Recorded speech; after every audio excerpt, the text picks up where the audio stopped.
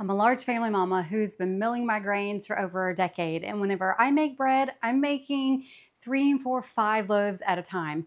But maybe that's not you. Maybe you're just wanting to make one loaf at a time. And in this video, I'm going to be sharing with y'all a recipe for just to make one simple and easy and soft and delicious sandwich bread using 100% freshly milled wheat. And good news, this can be made in the Pullman pan as well.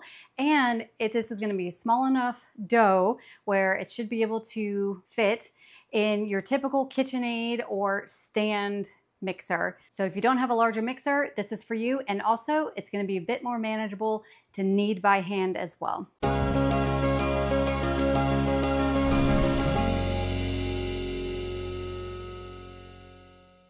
Hey y'all, welcome back to Grains and Grit. My name is Felicia, and on this channel we talk all things real whole grains from a biblical perspective. So like I mentioned, usually I am sharing with y'all how to make simple loaves of bread, and it's usually 3 at a time, or my Big Mama batch, which is 5 loaves of bread at a time. And I've been asked from people to make a smaller batch where they can just make maybe just 1 loaf, because maybe you only have 2 people in your house or 1 person. Well, this video is for you. So again, everything that I'll be doing today, this is my simple yeast bread loaf recipe, but I'm scaling it back to make that 1 loaf for you using 100% freshly milled wheat. The wheat today that I'm going to be using is called Skydance. It's a hard red wheat from 4 Generations Organic Farms, which is a wonderful wheat to use. We'll talk more about them later, but as usual with a simple yeast bread loaf, you are going to want some sort of hard wheat, hard red or hard white wheat, or a combination of your favorite. So as always, the printable recipe will be in the description box below, and let's get baking. All right, first step, we got to mill our grains. You're going to want to mill about 3 cups of wheat berries because we need to get 4.5 to 4 3/4 cups of flour, plus a little bit more. Obviously, this is more than 3 cups. I need it for later. And this is for our autolyze soaking type method. And so once it's milled, you're going to get 2 cups of warm water, put it in your mixer, and you're going to combine 1 1/8 tablespoon of yeast, or just 1 tablespoon if you want to even that out. And then we're also going to add in 1 cup of the freshly milled flour. We're going to mix all that up, and then we're going to let it rest for 15 to 20 minutes, depending how warm it is. This is going to get the yeast all nice and bubbly and happy. All right, I got you over this angle now, and it has been 15 minutes, and you probably can't really tell on the camera, but this is looking nice and bubbly, and it even has risen a little bit. This is good. This means that your yeast is good. So one thing I did forget to mention is that technically speaking, if you were using instant yeast, you can skip this autolyze step. But if you are using active dry yeast, you cannot skip this because this is how the yeast is activated. Even with instant yeast, I don't like to skip this step because I find that it just provides a softer bread. So to this, we're now going to add the rest of our ingredients. We have a 1/4 cup of oil and a 1/4 cup of honey. Now you can completely omit the honey if you choose to, or you can even use cane sugar. But for me, I like the honey. I feel like it adds a good flavor to the bread, as well as kind of softens it just a little bit as well. And then we add our 1.5 teaspoon of salt, and now we add our flour. And from here is where you can really mess up and end up with a dense loaf. So as the recipe calls for, we're looking at 4.5 to 4 3/4 cups of flour. That amount will vary, or can vary, based on the wheat that you're using, the weather, so on and so forth. There's many, many different factors when it comes to freshly milled wheat. So what we're going to do is I like to add up to a total of 3 cups of flour. So we've already added in 1 cup. So now we're going to add 2 more, and then we go from there. And from there, I no longer measure how much flour I'm adding. I'm only going by the sight of what I'm looking for, which you'll know in just a bit. So that's 1, this is 2, and 3. And then we're going to put our lid on and then start mixing this up. And we add flour until it just starts to pull off the sides of the bowl. Now, few rules about this. Add a little bit at a time, maybe a 1/4 cup of flour at a time. Wait for it to fully mix in and incorporate before deciding if you need to add some more. And I'll really be showing you in this bowl. Good news is that this will fit in your KitchenAid mixer. You will need the dough hook attachment. With whatever mixer you're using, you need the dough hook attachment, and the same rules apply. So let's put this on. I'm gonna put this on the one for the Bosch Universal Mixer Plus. Okay, and usually I would keep my guard on, but I want it off so you guys can see. So we've got it mixed together, and now we just slowly start adding in the flour, and I eyeball it until it just starts to pull off the sides of the bowl, and it starts forming a bit of a ball. And again, I no longer keep track of how much flour I'm adding because I'm looking, this is the method, not so much the, cut and dry. This is what the recipe says.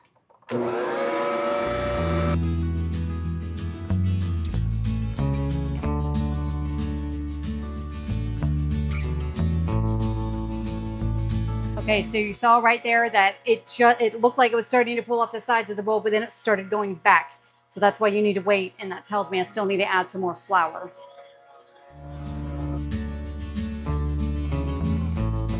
All right, that is looking good. It's starting to pull off the sides of the bowl. It's starting to clean the sides of the bowl. And now is when you start your kneading time. And we're gonna knead in here for 9 minutes. So the Bosch Universal Mixer Plus, I keep it on a 1 to knead. If you're in the Nutrimill RT, probably gonna knead anywhere from like 4 to 6, but probably around that 4 to 5 mark. You're just wanting a good knead. For a KitchenAid stand mixer, just a good medium knead. Now do know that with a KitchenAid, a typical stand mixer like that, you may need to knead for just a little bit longer. It all depends. I'm going to be showing you when we're done kneading what we're looking for with the dough, so you can determine that.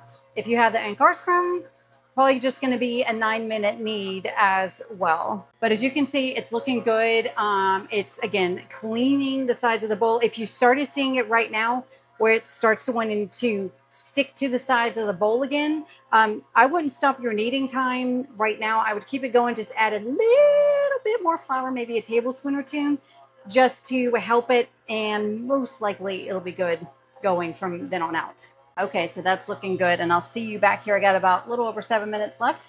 I'll see you back here when it's done. While that is kneading, I want to talk to you all about today's sponsor, which is 4 Generations Organic Farms. Again, what I'm using today is their Skydance wheat, which is one of their hard red wheat varieties that I do love. They have excellent wheat. So if you're looking for organic wheat berries that are not a ridiculously high price, and they're also sent to your home, so these are shipped to your house, I highly recommend 4 Generations Organic Farms. I personally have been to their farm. They are wonderful people. I love the way that they do farming. They really like to take care of their soil, the environment, and give us those organic, clean grains that I use in my house on very often, pretty much a near daily basis. I'm using their grains. So be sure to check them out. You just got to go to grainsandgrit.com/4generations and use coupon code grainsandgrit for 10% off. And thank you so much to 4 Generations for providing me with such excellent wheat for my breads and for sponsoring today's video. Okay, it has been 9 minutes, and I already know from experience that this is good dough. I don't need to do any more, but let's talk about how to know if it is kneaded enough. First of all, when it is kneaded, it's going to be more stretchy. So if you notice at the beginning, it was kind of a shaggy mess, and now it is smoother. Now we're able to stretch it. You can do a window pane, which all that is if you're able to really kind of thin out that bread dough where you can just see through it. It helps if you hold it up to a window or a light source, because you can see light coming through. And if you do that, that's the window pane test. It means that your bread is good. I never do the window pane test because I know that this is good. And you'll know with experience. And the shaping is also a really important process, but we'll get to that in a minute. All right.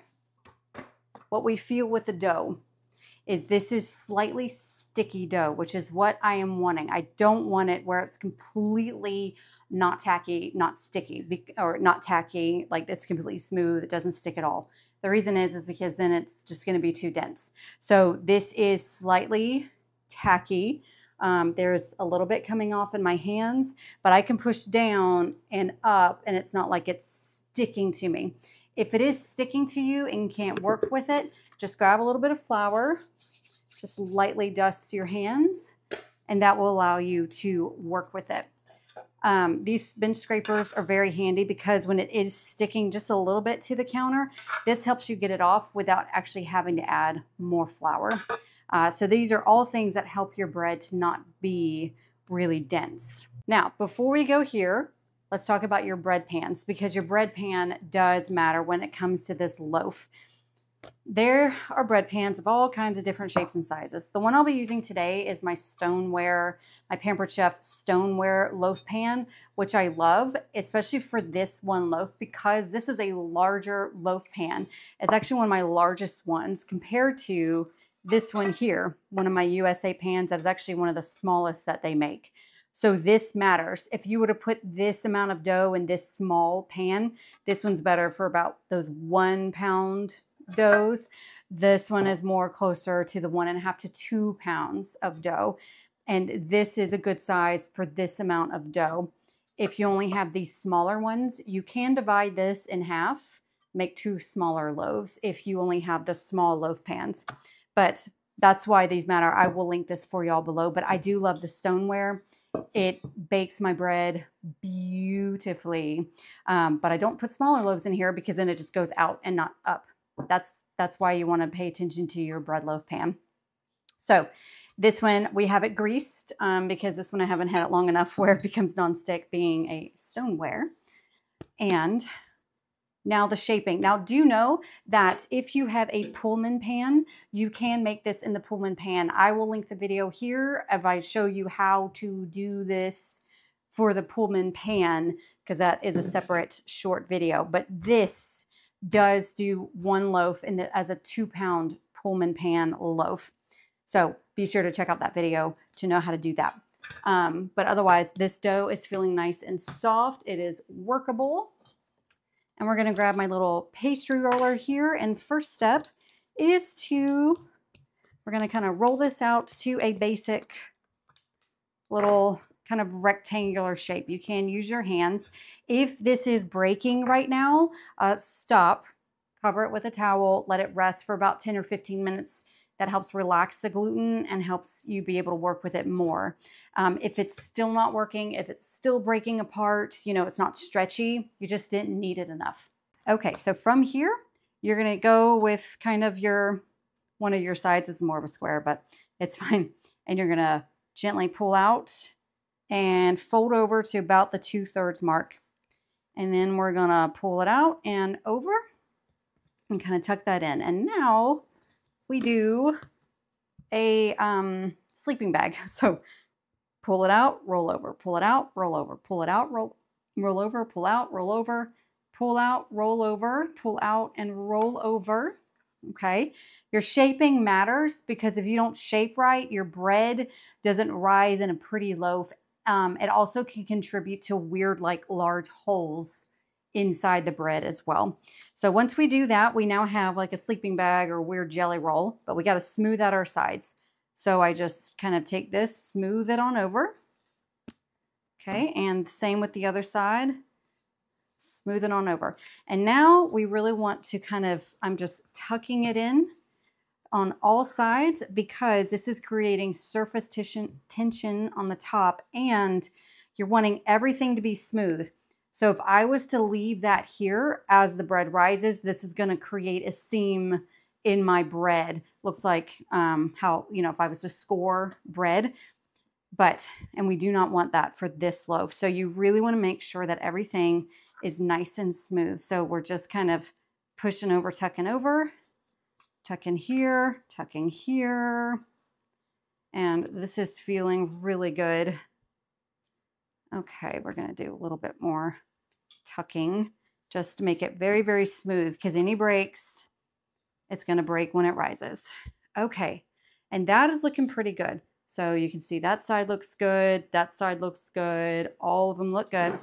And now we just plop it down into our loaf pan and now we just wait for it to rise. This is going to be pretty fast, about 30 minutes for it to rise. All depending on the size of your loaf pan, this is going to rise about an inch or so above the pan. It's going to come out first, fill it up, and then start going up. looking for about an inch. I'll show you what it looks like then. Just know that you don't ever want to rise this loaf to where you want it to look when it's baked, because this is going to rise even more in the oven. And if your bread falls in the oven, that means that it rose too much before being baked. So now I'm going to just cover this with a light towel, tea towel. Let it rise on my oven and go ahead and preheat my oven to 350 degrees Fahrenheit. Let this rise, and that way when it's risen, that oven is ready to go to be baked. So we're gonna move that over there and I'll show you guys when it's ready to be baked. All right, so here we are. It is ready to go in. So you can see it's pretty good over the pan there. It's a nice dome shaped, it's filled out, and I'm ready to put it in. And you can also kind of push it down and it's kind of springs back up. That's also a good indication that it's ready to go in, and also just instinct knows. I just know that this is ready to go in. And so we're going to bake it in a preheated 350 degree oven for 35 minutes or until the internal temperature reads 190 degrees Fahrenheit. Okay, it is done. It is beautiful. And now we just need to cover this up and we need to let it stay in here in the pan for 10 minutes. This is called sweating, and it's just gonna make it easier to remove the bread loaf. So just cover this up and I'll see you in 10 minutes. You don't ever wanna do more than 10 minutes because then condensation happens and then your bread loaf gets a little too wet. So see you in 10 minutes. All right, it's been 10 minutes. Now the moment of truth. Oh, that came out beautifully. Okay, and here we go, y'all.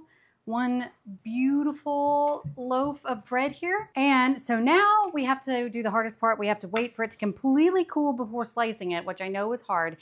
If you slice it while it's still hot, your bread may be a bit gummy and it may fall. So if you do slice it while hot, just be aware of what you're sacrificing. And I like to always cool bread on its side, because if you do it this way, gravity comes down and the bottom of your loaf may get a little dense. So now the hard part, cover it all up until it's completely cooled down. There you have it, y'all. A delicious one loaf of bread. Perfect for those of you who may just be smaller households than mine. Just know that if you are actually wanting to make this bread in the Zojirushi bread machine, no problem. Be sure to check out this video here that gives you the instructions and the printable recipe of how to make one loaf in your bread machine. As always, I hope y'all have a wonderful day, and I'll see you next week. Bye.